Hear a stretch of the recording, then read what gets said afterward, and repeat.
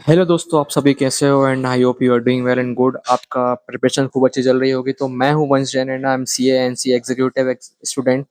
तो यार अभी रिसेंटली मैंने मई में एग्जाम दिए हुए थे तो and I got audit exemption with 65 marks. And मेरे कॉस्टिंग में भी 77 मार्क्स थे एंड एडवांस में भी। तो यार काफ़ी सारे मैसेजेस हमारे Q&A सेशन में आए हुए थे जो कि हमने अभी रिसेंटली किया हुआ था। तो मोस्ट ऑफ द स्टूडेंट का यही कहना था कि भैया आपकी क्या स्ट्रेटेजी थी एंड आपने क्या फॉलो किया, क्या फॉलो नहीं किया है आपने। की पॉइंटर्स हैं उनको आप ध्यान में रख के पढ़ाई करिए एंड बहुत इंपॉर्टेंट होने वाले हैं क्योंकि वो मैंने एक्सपीरियंस करे हैं। मैं किसी को देख के नहीं बोलता हूँ वो चीज़ें, बट जो है वो मैं अपना एक्सपीरियंस शेयर करूँगा।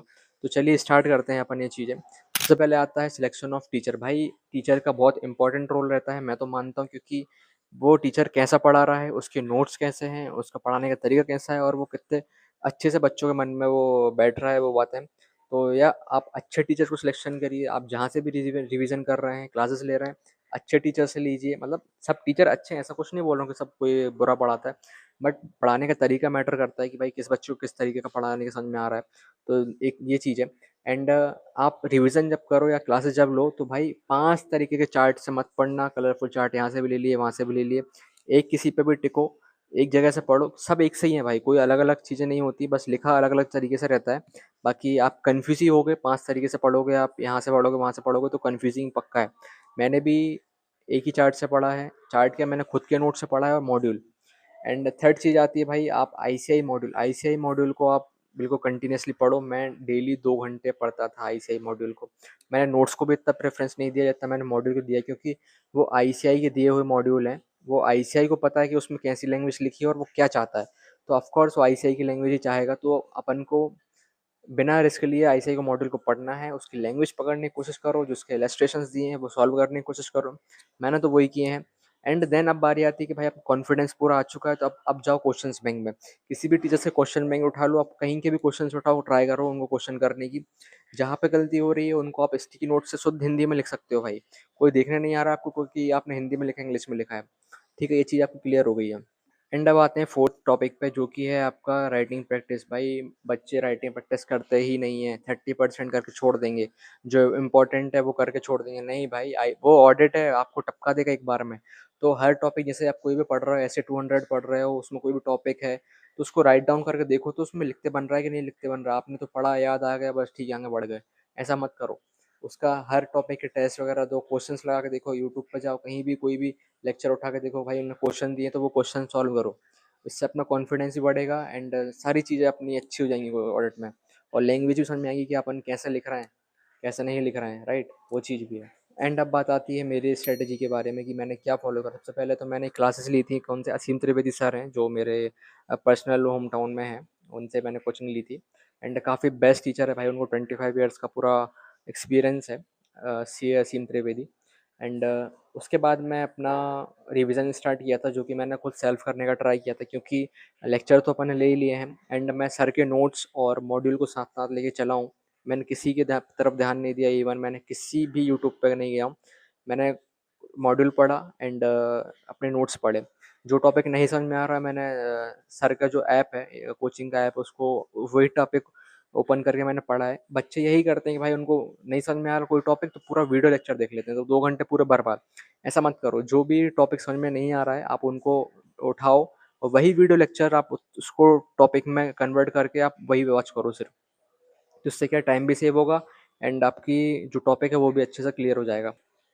एंड देन मैंने लास्ट के जो 2 महीने बचे थे, 2 से ढाई महीने, उसमें मैंने क्या करा, मैंने अपने पार्ट सिलेबस को अपने में हिस्से में बांट लिया था जो कि मुझे करना था। एंड लास्ट के जो 2.5 मंथ बचे थे उसको मैंने अपने बहुत अच्छे तरीके से मैंने उसको डिवाइड किया था, जो कि मेरे को उसमें एमटीपी सॉल्व करनी थी, RTP, PYQs, question banks and module भी मेरे को अच्छे से रीड करना था।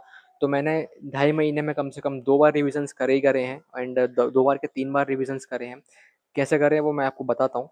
सबसे पहले मैंने एक ब्रशअप किया था, पूरा सारे चैप्टर्स को मैंने उठा के एक रिवीजन करा एंड मैंने सेकंड रिवीजन में उनकी राइटिंग प्रैक्टिस, सिर्फ राइटिंग प्रैक्टिस करी है, जो कि मैंने MTP, RTP and PYQ solve करे हैं।